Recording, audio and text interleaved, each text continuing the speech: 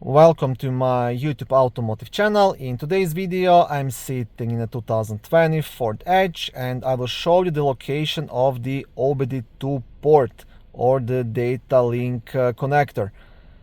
This video will apply to second generation of Ford Edges made from 2015 all the way up to 2024. Also, if this video was helpful, please consider supporting the channel by liking the video, subscribing to the channel or becoming a channel member.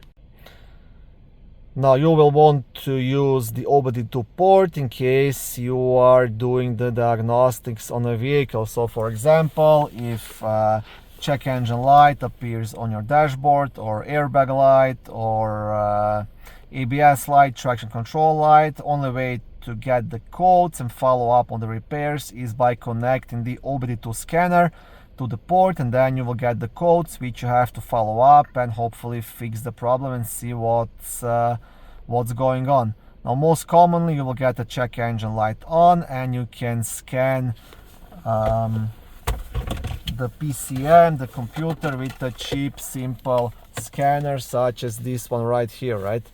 For the ABS lights, airbag lights, stuff like that, you will need a bit better scanner, which is probably closer to $200 and up. But for simple check engine light, you can scan it with cheaper scanner. Okay, and the diagnostic port will be located on the driver's side, just under the steering wheel. So it's gonna be right here, okay? And like I said, you will need the OBD2 scanner to connect to it. Now, before connecting, you want to make sure that the vehicle is actually not running. You just have to have power to the ignition, right? And then you want to scan it and get the codes.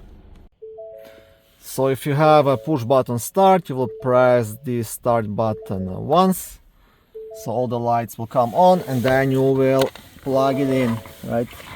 Plug in the scanner, and that's it. If you have a normal key, not a push button start, you will turn the key twice to the right, and then you will connect the scanner, and that's pretty much it. Thank you for watching this video. I hope it was helpful and educational. If it was, please like it and consider subscribing to my YouTube automotive channel. On my channel there is lots of how-to videos, do-it-yourself videos, car reviews, product reviews and other similar automotive topics.